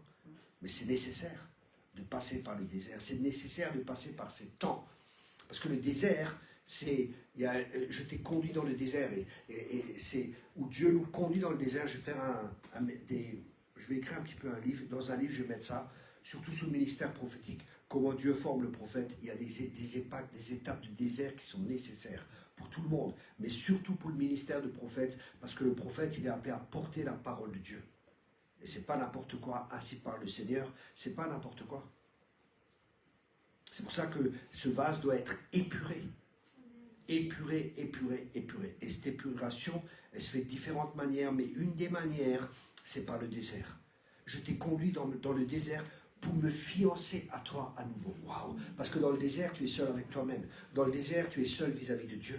Il n'y a que toi et Dieu. Il n'y a plus de belle musique, il n'y a plus de tarara, il n'y a plus rien, il y a toi et Dieu. Et tu peux uniquement compter sur Dieu. Et c'est ce que Dieu veut. Dieu veut que tu sois dépendant de lui, que tu arrêtes de te confier en toi, que tu arrêtes de te confier en tes capacités, mais que tu sois comme Pierre, que tu sois tellement déçu de toi-même que tu pleures. Amen. Mon Seigneur, je ne te renierai jamais. Dieu veut te conduire à ce que tu fasses plus confiance en toi, mais que tu fasses confiance au Christ en toi, dans la nouvelle créature que tu es. Amen. Et c'est là que tu glorifieras uniquement le Seigneur. C'est là où tu ne chercheras plus un ministère pour être connu. C'est là où tu ne chercheras plus ta propre gloire, mais où tu chercheras la gloire de Dieu seul. Parce que tu sais que sans lui, tu ne peux rien faire. Mais que tu sais aussi qu'avec lui, tu peux faire au-delà de ce que tu penses, au-delà de ce que tu peux espérer, parce que tout est possible. Amen, amen, amen. Et c'est pour ça que ces temps sont nécessaires. Mais bien souvent, on résiste dans le désert. Ah, Seigneur, le désert. Et on râle, on pleure. On veut sortir du désert. Et Dieu, dans sa bonté, des fois, il nous fait sortir. Mais après, on rentre de nouveau dedans. Ah, mais pourquoi, Seigneur? Pourquoi? Et là, tu apprends à voir comment tu es. Tu dis, purée, j'ai encore ça dans ma vie, j'ai encore ça dans ma vie, j'ai encore ça. Tu dis, oh là là, je croyais que j'étais passé. Je croyais que j'étais plus loin que j'étais. Ça fait 30 ans maintenant, pratiquement, j'ai une vie chrétienne. Et je pensais que j'étais un peu plus loin que j'étais. Et Dieu me ramène quelque part, il me dit, non Thierry, t'es ici, il y a ça encore dans ta vie. Je dis, quoi? Mais je croyais que c'était déjà traité. Non, c'était traité en superficie, oui, mais pas la racine. On va aller plus profond maintenant. Et ça, c'est un processus nécessaire. Vous savez, tout le monde veut être prophète de nos jours. Tout le monde veut être apôtre. Ok? Mais tu es prêt à souffrir, à avoir la persécution apostolique et avoir la persécution prophétique. Tu es prêt à cela? Vous savez, les gens, ils se disent apôtres aujourd'hui. Dieu m'a beaucoup parlé sur le ministère apostolique. Dieu m'a parlé, pas les hommes, pas des livres. Dieu m'a parlé. Il m'a dit la première caractéristique du ministère apostolique. Je vous dirai ça la prochaine fois. Ok. C'est la gestion des conflits. C'est le premier rôle du ministère apostolique. C'est la gestion des conflits. Et quand vous lisez l'apôtre Paul, il va de conflit en conflit, de problème en problème, tous les problèmes des églises que je porte, dit l'apôtre Paul. La première caractéristique qu'il décrit quand il décrit le ministère apostolique, c'est une patience à toute épreuve. Je passe à la moulinette. Et on est les balayures du monde. On n'est rien. Ça, c'est la parole de Dieu. Mais aujourd'hui, on voit tous apôtres, prophètes. Et qu'est-ce qu'il y a derrière? Est-ce qu'ils sont prêts à... Moi, je vois des gens, oui, je veux tant et tant d'argent pour venir, je veux ci et ça. Vous voyez, Paul faire ça, lui? On ne doit rien à personne. Il construisait lui-même des tentes. Vous voyez, c'est une autre mentalité. C'est complètement différent. C'est complètement différent de ce qu'on voit de nos jours. Qu'est-ce qu'on a comme évangile aujourd'hui? On ne veut plus parler de la souffrance. On ne parle plus de ces choses. Mais on ajoute aux souffrances de Christ, dit la Bible. Les souffrances qui sont là. Tous ceux qui veulent vivre pieusement en Jésus-Christ seront persécutés, dit la Bible. Mais aujourd'hui, on ne veut pas ça. On veut juste un évangile où tout va bien. Ça, c'est un faux évangile. On va passer par des tribulations. Mais dans toutes ces choses, alléluia. Vous savez, les Chinois, ils ont une autre mentalité. Quelqu'un a été en prison pendant 5 ans. Waouh, Dieu m'a fait l'honneur d'être en prison pour lui pendant 5 ans. Vous voyez, la mentalité, elle est différente. Nous, on a un petit... Le pasteur, il nous dit un peu quelque chose. Le pasteur, il m'a blessé. Tu te rends compte ce qu'il m'a dit? Et alors, tu n'acceptes pas la vérité? C'est la vérité qui va changer ta vie. Un ami te corrige. Un tordu, il ne te fera que des flatteries. Mais un vrai ami te corrigera. Ça, c'est la parole d'un ami. Un vrai ami, il ne dit pas ce que tu veux entendre, il dit la vérité que tu dois entendre, parce que c'est la vérité qui te rend libre. Alors, si un pasteur ou un homme de Dieu vous reprend, et que c'est juste, et que c'est fait dans l'amour, acceptez les remontrances. Soyez pas orgueilleux, ne résiste pas à la correction, dit la Bible, parce que sinon tu vas être brisé d'un coup. Alors, soyez sage. Laissez-vous corriger. Moi, je me laisse corriger. J'ai des gens qui parlent dans ma vie. J'écoute des gens. Pourtant, j'ai plus de 20 ans de ministère. Mais j'ai des gens qui viennent, qui parlent dans ma vie et je les écoute. Et je m'humilie quand ils ont raison. Des fois, et on discute. Écoute, comment tu vois ça? Écoute, je vois ça comme ça et comme ça. Et je dis, ok, j'ai pas vu de ça de cette manière. Merci beaucoup, tu m'as aidé. Et j'accepte la correction. Acceptez la correction. Acceptez d'être repris. Parce que c'est aussi de la manière à laquelle Dieu nous forme. Celui-là qui porte du fruit, il les montre pour qu'il porte encore plus de fruits. Si Dieu enlève quelque chose, c'est parce qu'il veut faire pousser quelque chose, c'est parce qu'il veut donner quelque chose de meilleur. Alors ne résiste pas à la correction, sois pas têtu comme un bourricot, dit la Bible. La Bible, elle le dit, hein. Elle ne dit pas bourricot, mais sois pas comme un mulet. C'est pareil. En français alsacien, c'est un bourricot. Sois pas comme un bourricot, laisse-toi reprendre, laisse-toi corriger. Moi, je bénis Dieu pour les gens qui me reprennent. Je suis content que les gens me reprennent. Parce que des fois, tu es tellement aveuglé sur toi-même que tu ne vois pas et tu as besoin d'un regard extérieur. C'est une bénédiction quand tu as un homme de Dieu ou une femme de Dieu qui te reprennent. Après, je vais prophétiser. Non, non. Mais la prophétie, c'est pas... Ça reprend aussi. Mais c'est pas... C'est une des caractéristiques du ministère prophétique. C'est aussi de reprendre. Hein. Mais reprendre toujours avec amour. Et tout ce que Dieu fait, il a toujours en vue la rédemption. Ça veut dire même quand un jugement vient, Dieu a en vue la rédemption. Toujours. Dieu a toujours en vue le meilleur. Même quand ça paraît difficile. Parce que la correction, la discipline de Dieu, Dieu discipline, hein, ça paraît difficile, mais quand il nous discipline, c'est la preuve qu'on est fils, dit la parole de Dieu. Et on est des fils. Amen. Un vrai père, il te corrige. Moi, je corrige mes enfants. Pas, je ne les frappe pas ni rien, mais je les corrige avec mes paroles. Je leur dis des choses que des fois, ils n'aiment pas entendre. Mais je suis obligé de leur dire, parce que je dois leur mettre des limites. Et comme je suis un père, je leur donne des repères. Parce qu'ils n'ont pas de repères eux-mêmes. Les enfants, c'est jouer, c'est ci et ça. Et dans l'église, c'est pareil. On fait joujou, il y a l'onction, tout est bien, ici et ça. Non, mais des fois, le père, il va te corriger aussi. Il va te mettre des limites. Il va dire, non, c'est ici le chemin. Non, arrête de faire ça. Moi, j'ai vu des gens dans nos camps, il y a la présence de Dieu, il y a l'onction, ils dansent, ici et ça. Et il y en a, ils commencent à délirer. Je dis, oh, doucement. Là, c'est pas de Dieu, ici et ça. Et je reprends, parce que en tant que père, tu es responsable de l'ordre dans ta maison. Amen. C'est le rôle du père, et c'est pas négatif. C'est pour le bien des gens. Et Dieu nous aime, c'est pour ça qu'il nous corrige. Pour ça, des fois, on prend des chemins. Hein. Des fois, il y a beaucoup de choses qui sont là dans notre vie. C'est à cause de nos erreurs. Joseph, il était orgueilleux. Il devait passer par ces étapes. Il était orgueilleux au début. Oui, vous allez tous vous prosterner devant moi et tout. Vas-y, trop fort, j'ai eu un rêve, c'est ça et ça et ça. Dieu dit, ok, c'est vrai, tout ça, ça va arriver. Tu es appelé à régner. Tu es appelé à avoir une place importante dans mon royaume. Mais cette place importante, tu l'auras uniquement quand le caractère de mon fils sera en toi. Et c'est pour ça qu'il est passé par toutes ces épreuves. Il est passé par les 7 étapes de formation. Je n'ai pas le temps d'enseigner là-dessus. Mais il est passé par différentes étapes de formation. Pour qu'à la fin, il pleure. Et il dit, waouh, c'est pour le bien que Dieu a permis tout cela. C'est pour votre salut. Et par là où il est passé, et je crois que l'Église, dans les temps qui sont là, elle va passer par ces étapes. Pourquoi? Parce que Dieu va lever des hommes et des femmes de Dieu qui ont une compréhension des temps difficiles qui sont devant nous, pour pouvoir être comme ces Joseph, qui auront préparé des greniers pour aider d'abord l'Église, et après aussi pour aider le monde. Parce que Dieu veut qu'on soit une réponse pour ce monde qui est perdu. C'est pour ça que Dieu nous prépare. Alors permets au potier de te façonner. Si tu es sur le tour, reste sur le tour. Ne descends pas, même quand ça fait mal, même quand c'est pas facile. N'oublie pas que tout ce que Dieu fait, ça concourt au bien de ceux qui l'aiment. Amen. Reste sur ce tour. Même si ça fait mal, même si tu es abandonné, même si tu es trahi, même si tu es critiqué, même si tu es jugé, tais-toi. Ne te venge pas toi-même.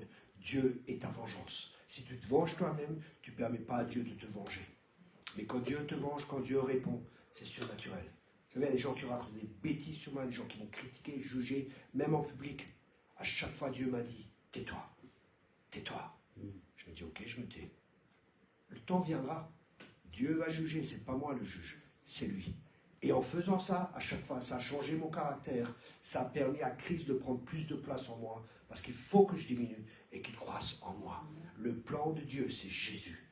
Amen. Tout est fixé sur le Fils, Christ en nous, l'espérance de la gloire. Nous sommes des nouvelles créatures. Les choses anciennes sont passées. Voici toutes choses sont devenues nouvelles. Arrêtons de regarder en arrière. Arrêtons de vouloir rafistoler le vieil homme. Arrêtons de regarder aux problèmes et aux difficultés. Apprenons à savoir qui nous sommes en Christ. On a encore un peu de temps. Il n'est pas encore 6 heures du matin.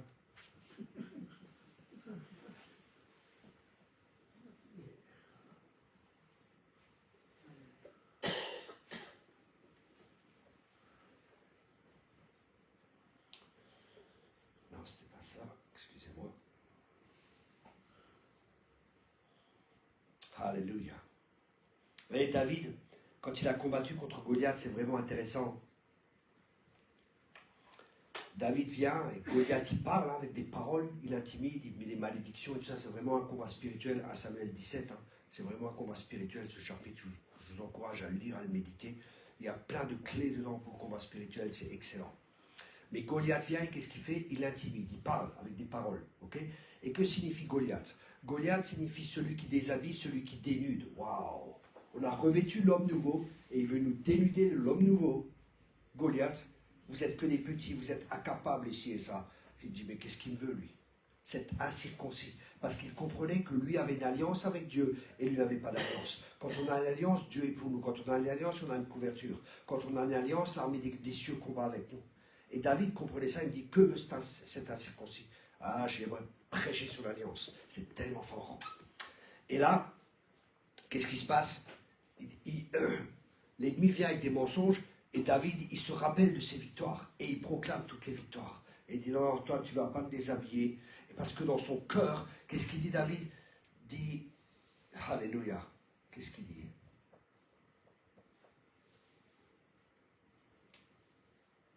Voilà. Et David dit à Saul, à Samuel 17, verset 32, et David dit à Saul, que le cœur ne défaille à personne à cause de lui. Waouh! Notre cœur ne doit pas défaillir. Notre esprit doit être fort. Pour ça, fortifiez-vous dans l'esprit.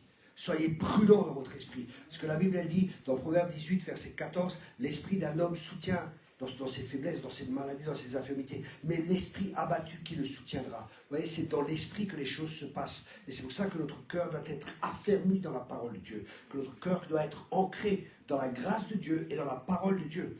C'est notre être intérieur qui doit être plus fort que le monde extérieur. Parce que notre être intérieur est appelé à influencer le monde extérieur. Mais de ne pas nous laisser influencer par le monde extérieur, parce qu'on est appelé à être des transformateurs, on est appelé à être des influenceurs. Et pour pouvoir influencer le monde extérieur, notre monde intérieur doit être plus fort. Et comment est-ce que notre monde intérieur devient plus fort? Quand on le remplit de la parole de Dieu. Alléluia. Jeunes hommes, ils sont forts parce que leur cœur est rempli de la parole de Dieu. Je ne pécherai pas contre Dieu parce que je sers ta parole dans mon cœur. Vous voyez combien la parole de Dieu est importante. Et le peuple de Dieu doit revenir, surtout les charismatiques. Ils sont des fois asthmatiques. Non. Ils sont des fois n'importe où dans des nuages ou je ne sais pas quoi. Dieu m'a dit, non mais Dieu t'a rien dit, ça ne correspond pas à la parole de Dieu. La parole de Dieu, c'est le filtre. La parole de Dieu, c'est le repère. La parole de Dieu, elle est au-dessus de Dieu. La parole de Dieu, elle est tellement importante. J'ai aimé ta parole. Jérémie, un prophète, il dit, j'ai mangé tes paroles. Un vrai prophète, il connaît la parole de Dieu. Il ne prophétisera pas n'importe quoi. Il prophétisera toujours en accord avec la parole de Dieu. Moi, je suis en train de prêcher mon livre. Je reviens au message. Sinon, on va partir là. Mais ça, c'est un ministère prophétique. Hein. C'est quelqu'un qui aime la parole de Dieu. Parce que si tu aimes Jésus, tu aimes la parole de Dieu. Vous voyez, hein, on voit des prophètes aujourd'hui, ils ont des dons, ils ont des capacités, ils ont des sensibilités, mais ils n'ont aucun fondement dans la parole de Dieu. Et qu'est-ce que ça fait? La parole de Dieu, elle sépare l'âme de l'esprit. Et parce qu'ils n'ont pas mangé la parole de Dieu, qu'est-ce qui s'est passé? Leur âme et leur esprit n'est pas séparé. Et il y a un mélange qui est là entre l'âme et l'esprit. Et ils prophétisent des choses de l'âme, ils prophétisent des choses qu'ils ressentent, parce qu'ils ont une sensibilité chez les gens, et ils vont prophétiser les désirs des gens, au lieu de prophétiser ce que Dieu leur dit. Parce qu'ils vont lire l'âme des gens. Et ça, c'est dangereux. L'apôtre Paul disait, on connaît que les gens par l'esprit. Alléluia. 1 Corinthiens 1, verset 30. Mais Dieu vous a unis à Jésus-Christ. Et cette unisson, c'est pas juste, c'est comme le mariage. C'est devenir un. C'est pas être collés ensemble, c'est être un. Plus que un. Ok? Comme dans le mariage. C'est pas un qui est collé à l'autre, deux personnes différentes. C'est un. On est unis à lui. Unis. C'est une unisson. Il a fait du Christ notre sagesse. C'est le Christ qui nous rend juste devant Dieu, qui nous permet de vivre pour Dieu, qui nous délivre du péché. Pas des péchés, du péché. Il nous a délivrés. Pas il nous délivrera. Tu es délivré. C'est une vérité. C'est maintenant. Accepte cela. Amen. La puissance du péché et de la mort. La Bible après elle dit, 2 Corinthiens 3, 18, et nous tous, le visage découvert, contemplons comme dans un miroir la gloire du Seigneur. Nous sommes transformés en son image dans une gloire dont l'éclat ne cesse de grandir. Nous sommes conduits de gloire en gloire. C'est là l'œuvre du Seigneur, c'est-à-dire de l'Esprit. Comment est-ce qu'on est transformé? Quand on se concentre dans ce miroir, rappelez-vous du miroir, la gloire du Seigneur, la parole. Quand on se contemple et que cette parole devient vivante, qu'est-ce qui se passe? Il y a une gloire qui est là. Et cette gloire, elle nous transforme. Et après, on revient dans plus de gloire. Et cette gloire, elle continue à nous transformer de gloire en gloire. Le point de départ de la vie chrétienne, c'est la gloire. Le point de départ de la vie chrétienne, c'est la victoire. Et Dieu veut qu'on aille de victoire en victoire et de gloire en gloire. Après, il y a des défaites, hein, mais le juste tombe 7 fois, mais il se relève toujours. Amen. C'est important que nous comprenions la parole de Dieu. Et comment vivre cela? C'est une très bonne question. Romains 6, verset 11. Ainsi, vous aussi considérez-vous comme morts pour le péché et comme vivants pour Dieu dans l'union avec Jésus-Christ. Quand Paul nous dit de considérer, le mot grec c'est logidozomoae. Ok, je ne vais pas parler en langue, c'est du grec. Et ça signifie compter, décompter, supputer, estimer, calculer, dénombrer. Alors on estime, on calcule tout ce qu'il a dit les 6 premiers chapitres jusqu'à 11. On fait le calcul de cela. On prend en compte, on fait le compte. C'est mettre au compte de quelqu'un, c'est imputer. Okay, les 6 premiers chapitres jusqu'à 6, 11. Quelque chose reconnu comme étant vrai. De la valeur, du poids, dénombrer, décompter. Peser des raisonnements délibérés, prendre en compte toutes les raisons, rassembler, déduire, réfléchir. On lit les 6 premiers chapitres, on réfléchit et on arrive à la conclusion, Romains 6. J'ai été crucifié avec Christ.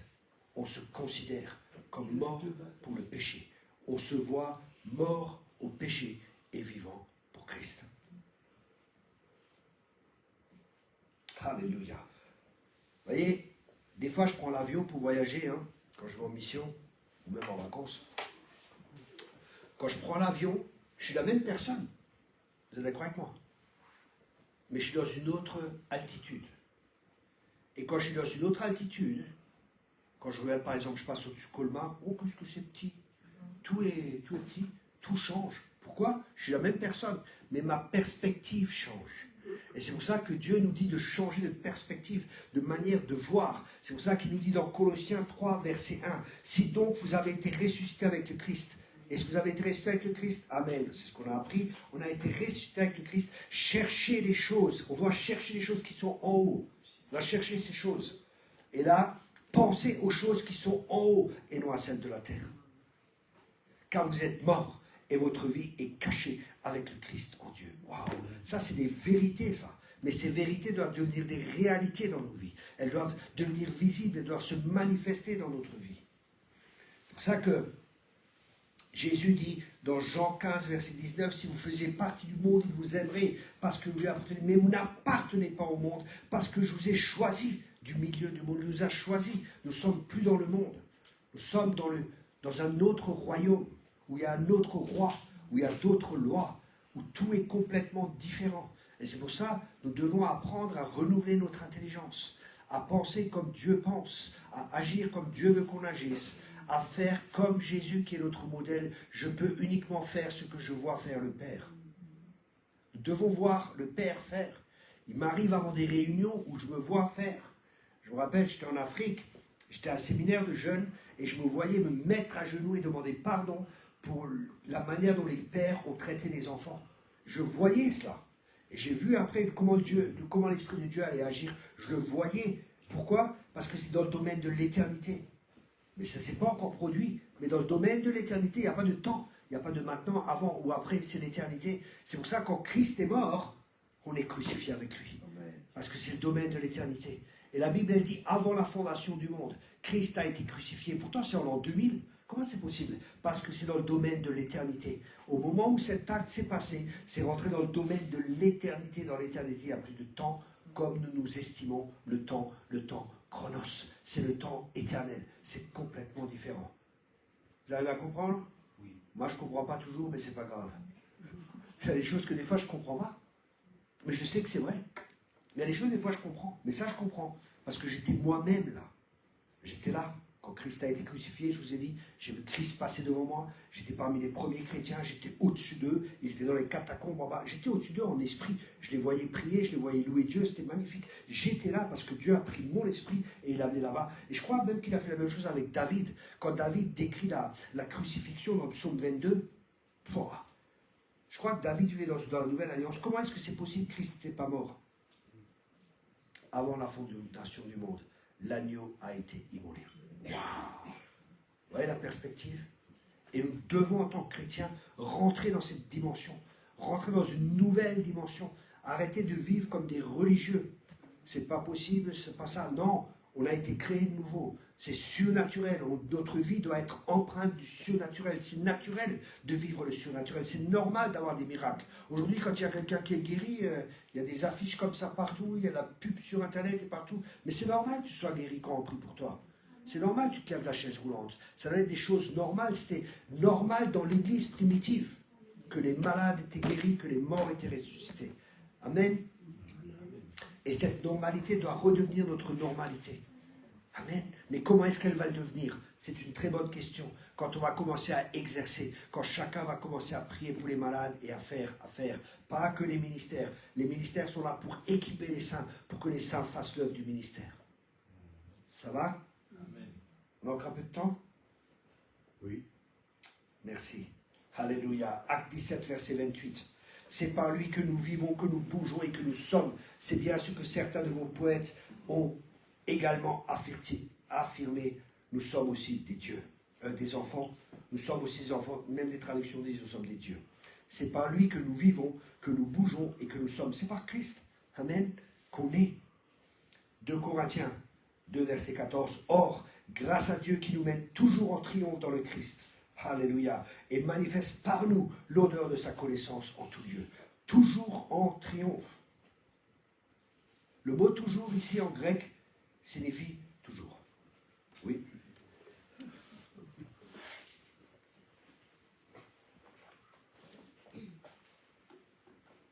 Alléluia. 1 Corinthiens 15, verset 57. Mais grâce à Dieu qui nous donne la victoire par notre Seigneur Jésus-Christ. C'est pourquoi, mes frères bien-aimés, soyez fermes, inébranlables, abondants toujours dans l'œuvre du Seigneur, sachant que votre travail n'est pas en vain dans le Seigneur. Et on doit être ferme dans la position dans laquelle Dieu nous a placés. Nous sommes dans une position. Nous sommes en lui. Nous ne combattons pas pour avoir la victoire, mais nous combattons à partir de la victoire et nous maintenons la victoire. Vous comprenez ce que je veux dire? On reste. On demeure en lui. Et quand on demeure en lui, on porte du fruit et du fruit en abondance. Mais l'ennemi veut nous faire sortir de cette paix. Il veut nous faire sortir du repos de Dieu. C'est pour ça qu'il nous attaque. Mais quand on est mort, c'est Christ qui peut répondre. Mais si on n'est pas mort, c'est nous qui répondons. C'est pour ça qu'on doit apprendre à rester dans ce repos et à plus faire par nous-mêmes, par nos propres œuvres. Et c'est pas facile. Vous avez un caractère comme moi, tu viens, tu me trouves, quoi. Ça, c'était avant. Mais maintenant, je suis mort. Amen. Je suis mort en Christ. C'est ça? Des fois, je ressuscite, tiens. Non, mais des fois, ça peut chauffer. Tu vois. Mais il y a un travail qui est fait. Et de moins en moins, je vois que je réagis. De plus en plus, je me rends compte que vraiment, c'est mort, quoi. Parce que les pensées sont renouvelées, les blessures sont guéries. Il y a un travail qui est fait intérieurement. Et c'est Christ qui vient. Et quand Christ vient, le diable, qu'est-ce qu'il fait? Ben, il ne peut rien faire. Il ne peut rien faire. Ça, soumettez-vous à Dieu et résistez au diable. Notre combat, c'est de rester. Notre combat, c'est de demeurer en Christ. Ça, c'est notre vrai combat. On vous attaque, vous restez calme, vous restez dans la paix. Vous restez en lui. Et c'est lui qui va répondre. Je me rappelle, des fois, il y avait des gens, je me rappelle une fois un jour, c'était vraiment bien. C'était vraiment, waouh, c'était magnifique. Enfin, il y a un gars, il m'attaque, il me critique ici et ça. Et je le regarde comme ça. Je suis en train de penser, Seigneur, qu'est-ce qui se passe? Écoutez bien, j'ai vu de mes yeux l'Esprit de Dieu sortir de moi. Il est sorti de moi et il est allé vers lui. Le gars, il était, au moment où j'ai vu que le Saint-Esprit allait sur lui, il était comme ça. Ah pardon, non, j'ai fait une erreur, c'est pas juste. C'est le Saint-Esprit qui l'a convaincu. Si j'avais bougé, si j'avais réagi, j'aurais empêché l'Esprit d'agir. Mais comme je suis mort, j'ai permis à Dieu d'agir au travers de moi. Ça, c'est du combat spirituel. Le combat spirituel consiste à réagir dans un esprit différent. Les gens, ils vont s'attendre. Et toi, c'est désarçonné, là. C'est fini. C'est un esprit contraire. Ça, c'est le vrai combat spirituel. Alors, avant de vouloir faire du combat spirituel, traite correctement ta femme. Alléluia.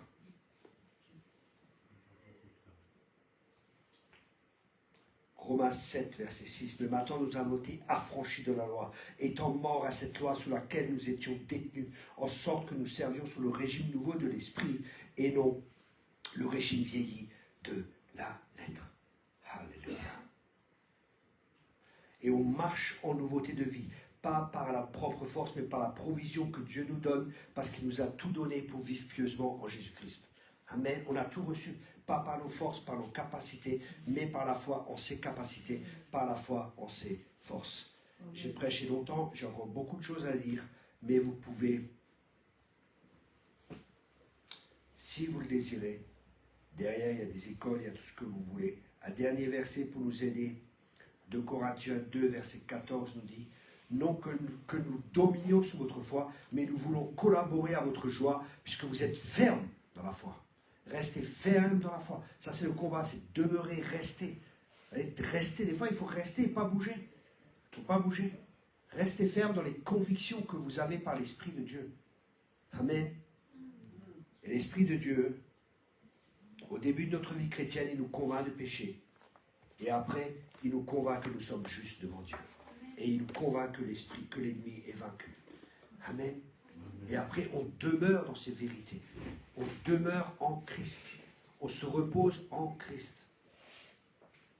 C'est là qu'on est invincible. Parce que la victoire, c'est une personne. C'est Jésus. Amen. La prospérité. Vous savez, les gens, ils prêchent, oui, un évangile de prospérité. Je ne connais pas un évangile de prospérité. Je connais l'évangile de Jésus. Oui, je prêche l'évangile de la guérison. Moi, je connais l'évangile de Jésus. Tout ça, ça fait partie de la vie de Jésus. Tout ça, ça fait partie de l'évangile. Vous savez, les gens, ils découpent Jésus comme si c'était ceci, cela, cela. Jésus, c'est Jésus. Quand il est venu dans ta vie, comme il est venu dans la vienne, il n'a pas juste mis un pied. Il est venu toute sa personne en nous. Amen. C'est pour ça qu'on doit apprendre toute sa parole. Méditer toute la parole de Dieu, chaque domaine. Tac, tac, tac, tac. Et plus on va dans les profondeurs, il y a de nouvelles profondeurs. Amen. Et des fois, les gens sont déséquilibrés. Pourquoi? Jésus l'a dit, prenez mon joug sur vous. Et ce joug, c'est sa parole. Et son joug est doux et son fardeau est léger. C'est pour ça que ses commandements sont faciles. Mais si nous ne prenons pas sa parole dans la totalité, que nous prenons une partie, nous sommes déséquilibrés. Alors il y en a, c'est que la foi, mais ils n'ont pas d'œuvre. Il y en a d'autres, c'est que les œuvres, mais sans la foi. Mais la foi sans les œuvres, elle est morte. Il y en a, c'est que l'amour, mais pas la vérité. L'amour sans la vérité, c'est de l'humanisme. Il y en a, c'est que de la vérité, mais sans l'amour. La vérité, c'est de la dureté s'il n'y a pas d'amour. Vous comprenez? Il faut qu'il y ait un mélange de tout. Il faut qu'il y ait la grâce, il faut qu'il y ait la vérité, il faut qu'il y ait la personne complète de Jésus, parce que sinon on va être des chrétiens déséquilibrés. Il y a des fois des gens, ils sont pauvres aussi dans l'église. Hein. C'est bien de prêcher la prospérité, mais il y a des gens, des fois, ils sont pauvres. Un jour, je prêchais sur la prospérité, et au moment où je prêche, Dieu me dit, il y aura toujours les pauvres parmi vous. C'est un verset de la Bible. Hein. Mais si nous, on prospère, et que les autres sont pauvres, qu'est-ce qu'on va faire? Si tu fermes ton cœur, ça montre que tu n'as pas d'amour. L'argent est un bon moyen. L'argent est un bon esclave, mais un très mauvais maître. Et l'argent, on doit dominer. Comme on domine sur toute chose, on doit dominer sur les finances. J'aurai encore beaucoup de choses à dire, mais je vois que vous êtes fatigués et que vous voulez tous rentrer. Donc je vais prier pour terminer, et après vous allez tous pouvoir rentrer. Mais tu as dit que tu priais pour nous. Bien sûr, je vous rassure. Ok, merci Seigneur. Merci Seigneur pour cette soirée. Merci Père pour ton esprit. Merci Père pour ce que tu vas faire et que le nom, ton nom soit glorifié. Alléluia, parce que ton nom est au-dessus de tous les noms. Je proclame ton nom dans cette salle et tu dis que tout genou doit fléchir. Tout genou doit fléchir sous le nom de Jésus. Alléluia. Merci Saint-Esprit pour ta présence. Merci Seigneur pour ton œuvre. Merci Père pour tout ce que tu fais. Dans le nom de Jésus. Amen et Amen. On va prier, je vais prier pour les gens. Ceux qui ne veulent pas la prière, ben venez pas. Et ceux qui veulent la prière, vous pouvez. Personne? Alléluia. Merci Seigneur. On va rentrer plus tôt. Oh, Serge, oh là là là là là. C'est bien, tu es venu courageusement chercher ta bénédiction. J'enlève le micro, hein. Hein, Paul, j'enlève le micro, les gens n'ont pas besoin d'entendre ou enregistrer les prophéties. Donc, personne.